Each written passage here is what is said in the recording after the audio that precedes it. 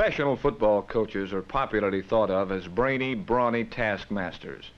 But actually they are more often manipulators, adept in the art of managing and adjusting their personnel.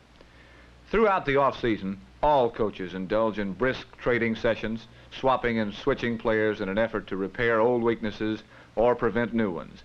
In This Week in the NFL, the results of last spring's trading activity became very apparent. 5 months ago, Detroit Lion coach Joe Schmidt traded away 3 players to obtain quarterback Bill Munson, number 19, from the Rams. Munson arrived in Detroit carrying with him Schmidt's hopes for a consistent passing attack. It is a hope well placed. In his first starting assignment since 1965, Munson passed for 3 touchdowns, ran for another, and outgained the entire Chicago Bear team all by himself. Munson tossed 1 score to Mel Farr and 2 others to number 25, rookie sensation Earl McCullough.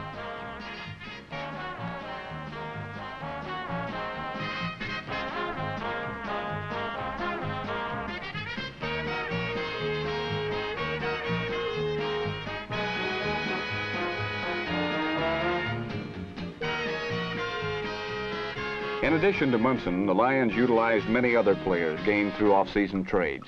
One of their running backs upon occasion was number 46, Jim Welch, a former defensive back for the Baltimore Colts.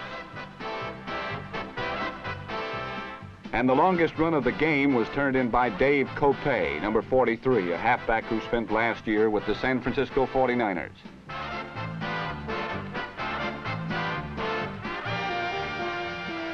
On defense, the Lions obtained veteran Joe Robb, number 84, from the St. Louis Cardinals. Robb recovered a Chicago fumble and set up a Detroit touchdown.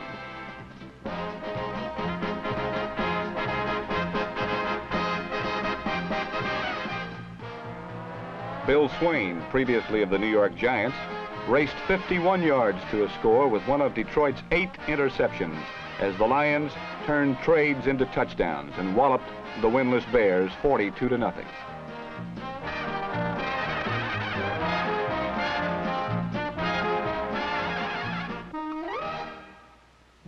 Much of the current success of the Baltimore Colts can also be attributed to shrewd trading.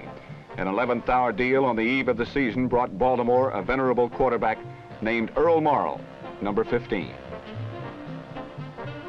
For the second week in a row, Morrall replaced the ailing John Unitas and guided Baltimore to a victory over the Atlanta Falcons.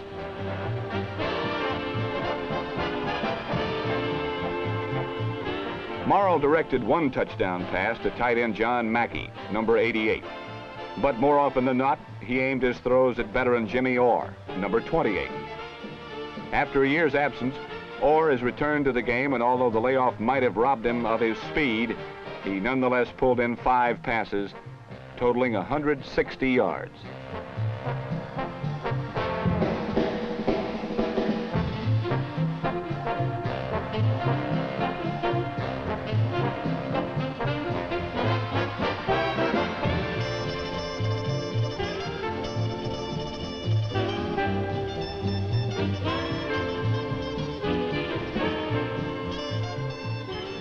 Morrall and Orr teamed with Tom Matty in the week's most unusual maneuver, a double lateral pass play that ended in a 46-yard touchdown reception by Orr.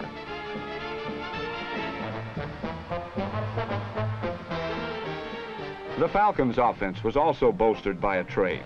Bob Long, number 80, the sprint and catch expert formerly of the Green Bay Packers, reeled off a 71-yard touchdown.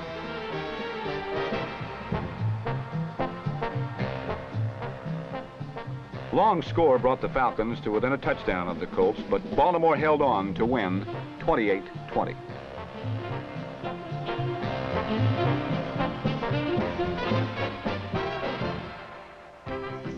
In Philadelphia, the New York Giants were introduced to a new acquisition of the Eagles, flamboyant Alvin Heyman, number 30, who came to Philadelphia from Baltimore in exchange for Timmy Brown.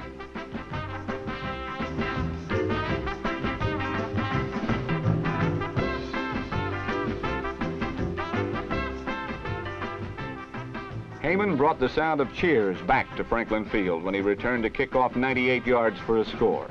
It was Alvin's first touchdown on a kick return, and obviously one he wants to remember.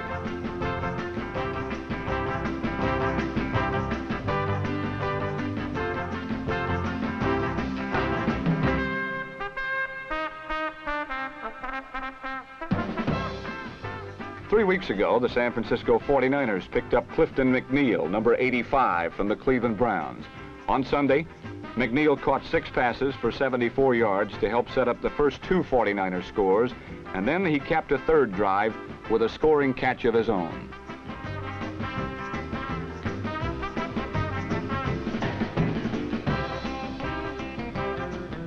Last spring, the 49ers receiving corps was seriously depleted by trades.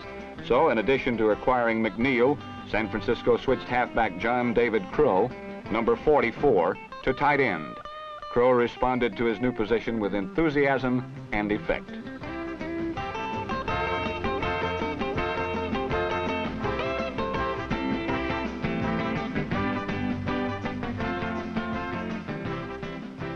Crow's 50-yard touchdown reception was the longest play of the game and opened the way to an easy victory for San Francisco.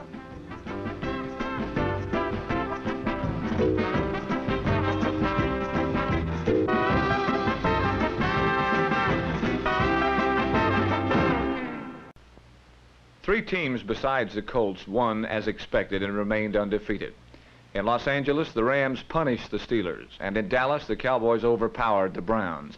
But in Philadelphia, the Giants had their hands full in subduing an often spectacular host of Eagles. Fran Tarkenton took his traveling aerial circus to the second Pennsylvania town in 2 weeks. Like the Steelers of Pittsburgh, the Eagles of Philadelphia did not enjoy the show.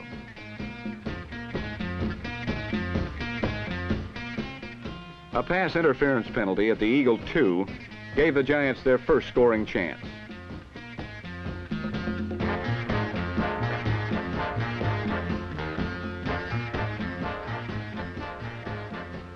Tarkenton handed off to Randy Manier for a quick 7-0 Giant lead.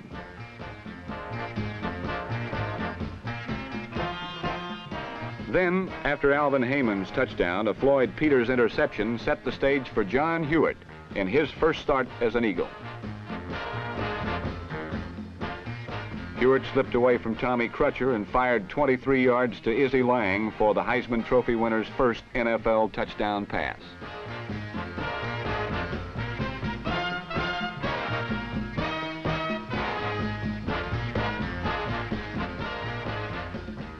Lang celebrated accordingly, but due to 2 block conversion attempts and 2 interceptions by Spider Lockhart, Hewitt and the Eagles were down 17-12 at the half.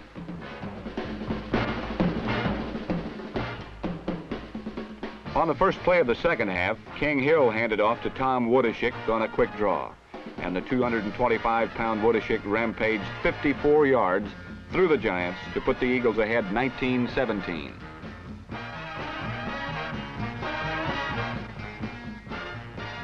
Woodeshick also ran 14 other times for a total of 129 yards, and the finest day of his 6-year pro career.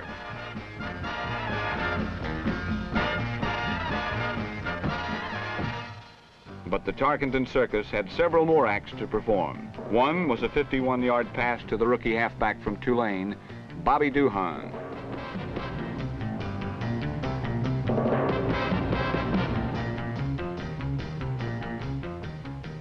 This was quickly followed by a sprint-out pass to the old pro from Cincinnati, Joe Morrison, for a score which put the New Yorkers ahead to stay at 27-19.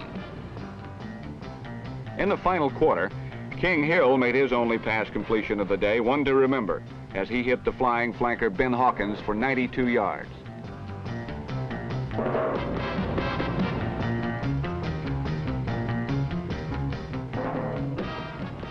But the Eagles' frustrations were again exemplified as the Giants' front line for the 3rd time blocked Sam Baker's attempted conversion. In the end, the partially grounded Eagles had only 4 pass completions and 25 points. The Tarkenton aerial circus had 14 pass completions and 34 points. The sun was not the only star shining in the California sky, as Ram quarterback Roman Gabriel connected with 6 different receivers. He completed 17 of 23 attempts for 262 yards and 4 touchdowns.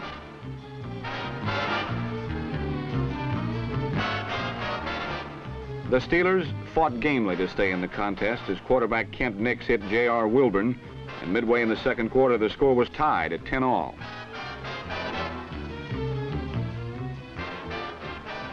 But the Ram defense, led by Deacon Jones, number 75, contained the Steelers the rest of the game. 2 of Gabriel's touchdown passes were caught by flanker Bernie Casey.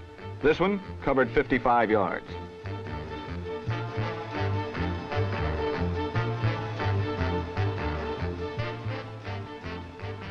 Dick Bass, number 22, had a good day as the 9-year veteran scored 3 touchdowns.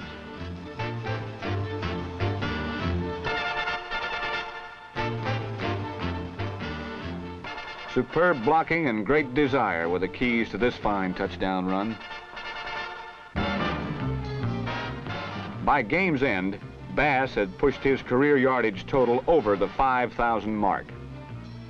The Rams rolled up 400 yards in offense as they whipped the Steelers 45-10.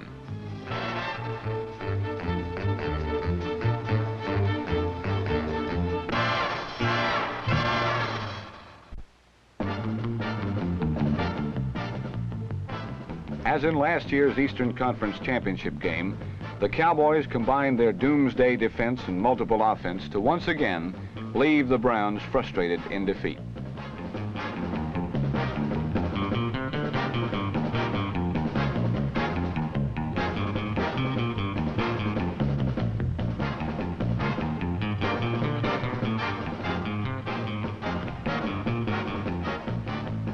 After a scoreless first period, Don Meredith mobilized the Cowboys with a pass to flanker Lance Rensel, number 19. Rensel, voted Dallas' most eligible bachelor, shows that his moves on the field equal any he may possess off the field.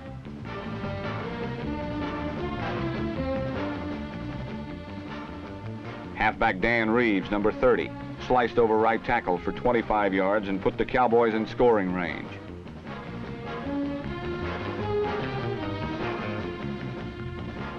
Craig Bainham followed guard John Nyland into the end zone, and Dallas moved ahead 7-0. Moments later, Cleveland quarterback Frank Ryan was cracked by Bob Lilly and Leroy Jordan. Willie Towns, number 71, gathered in the fumble and lumbered to the first touchdown of his career as Dallas increased its lead to 14-0.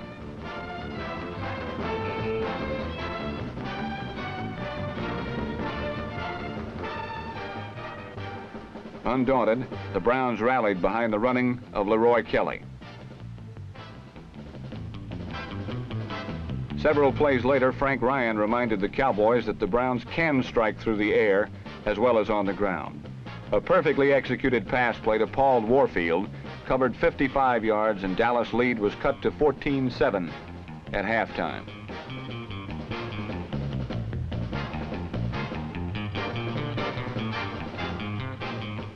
After intermission, the Cowboys resumed their assault on Cleveland's defense as Walt Garrison, number 32, battled his way for 27 yards.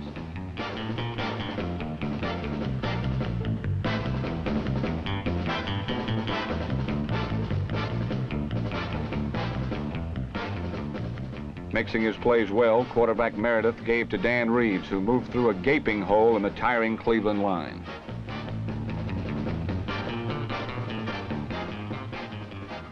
Meredith, who completed 10 of 17 passes, again connected with Rensel, who caught 4 of them.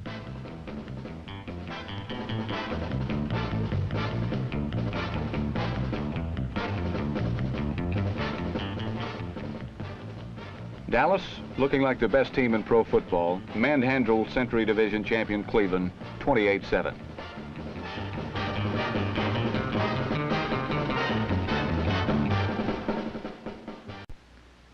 Two upsets, one mild, the other startling, also marked the NFL's second week.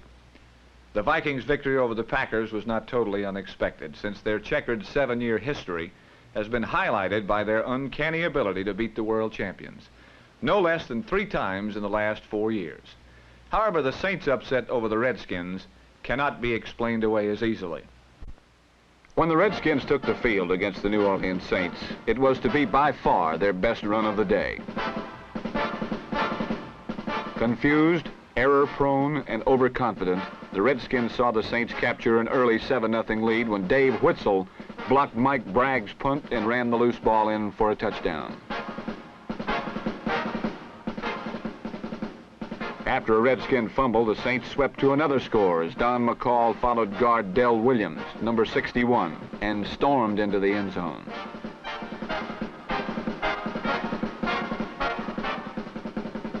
For all purposes, the game was over at halftime as 2 field goals by place kicker Charlie Durkee gave New Orleans a 17-point pad at the half. The Redskins' complete humiliation was the result of their own costly mistakes. They bumbled and fumbled their way through the game, and the Saints gleefully responded with alert defensive football. New Orleans' young, aggressive secondary made the talented Redskin receivers look almost ordinary, and their pass rush, led by massive 6'7", 280-pound David Rowe, number 76, pressured Redskin quarterback Sonny Jurgensen on every down. Washington's only glimmer of offense through almost total gloom came when Jurgensen neatly evaded a blitz and tossed a checkoff pass to set back Steve Thurlow, who raced 56 yards.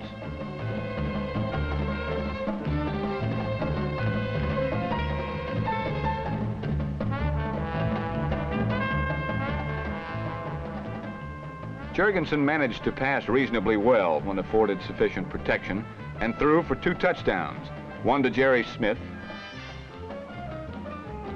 the other to tight end Pat Richter, number 88. Unfortunately, Jurgensen's protection was neither sufficient nor constant, and the Redskins were buried by an avalanche of New Orleans points and a setback named Don McCall.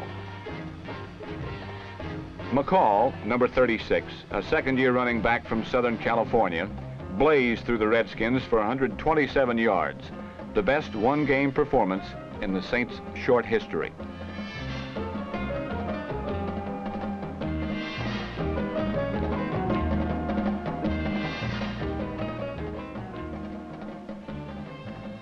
Most of McCall's yardage was gained around the Washington flanks and was a careful blend of synchronized blocking and plain, determined running. McCall's second touchdown of the game on a flare pass from Billy Kilmer made the score 27-10 at the end of the third quarter. 2 passes by Kilmer accounted for the Saints' last touchdown. Flanker John Gilliam caught one and sprinted to the Redskin 43. Then, after a clever fake to number 36, McCall, who picked off a blitzing linebacker, Kilmer delivered a perfect 43-yard strike to Dan Abramowitz as the Saints climaxed a convincing 37-17 upset of the Redskins.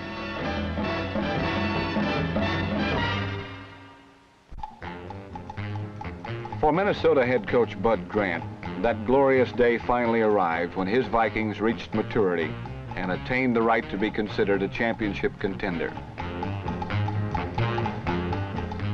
Against the world champion Green Bay Packers, Grant saw his team rise to challenge and ultimately dominate a team that has monopolized pro football championships in the last decade.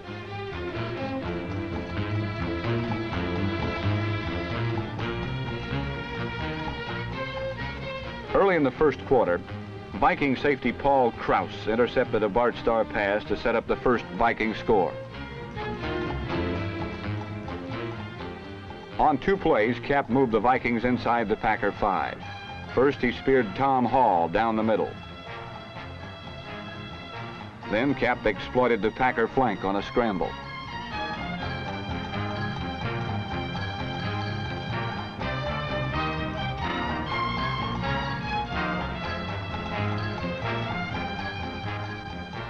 Bill Brown capped the drive by smashing for a touchdown that gave Minnesota a 7-0 lead at the end of the first quarter.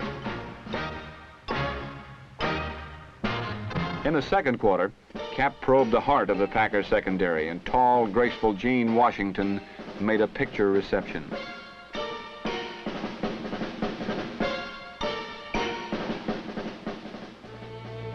As Packer coach Phil Bengtson stalked the sidelines in nervous desperation, Cap continued to bedevil Green Bay.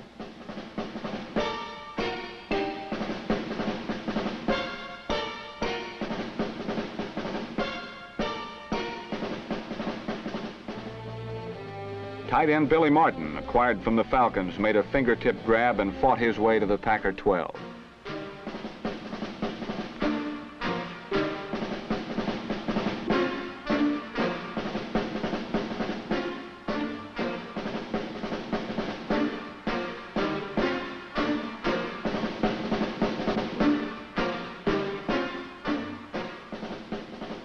Bill Brown notched his second touchdown of the half on a blast-off tackle, as the Vikings' advantage reached 14 points.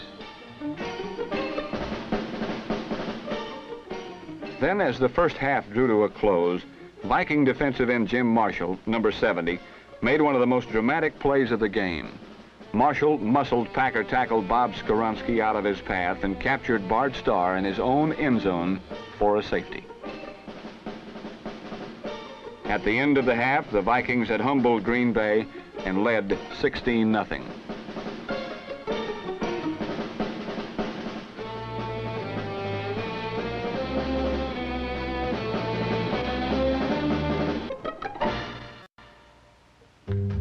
Bart Starr put the Packers on the scoreboard for the first time in the game by scrambling 10 yards to a TD early in the third period.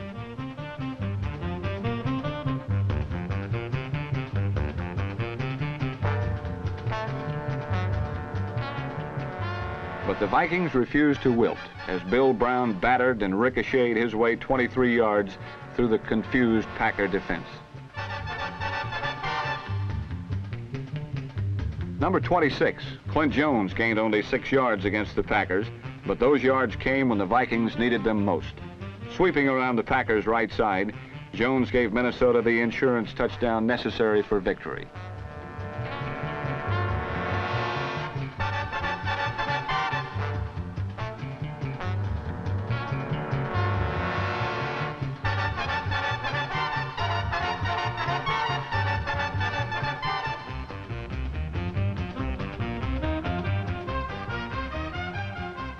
The Packers managed the last quarter touchdown on a 7-yard pass from Starr to Carroll Dale, but it was to be their dying gasp as the Vikings wrought a well-deserved 26-13 win.